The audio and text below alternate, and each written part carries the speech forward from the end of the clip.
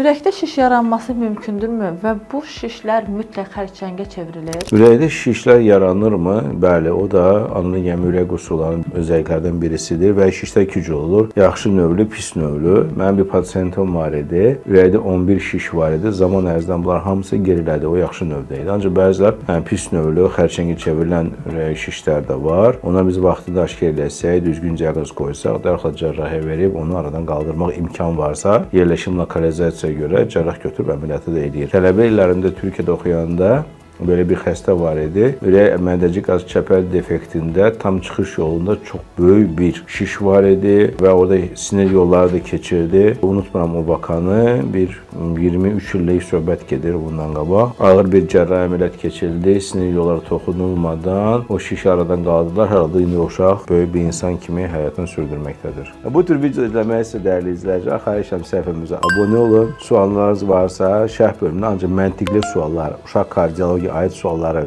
verin ki, biz sizə gereken cevapları verək. Teşekkür ederim.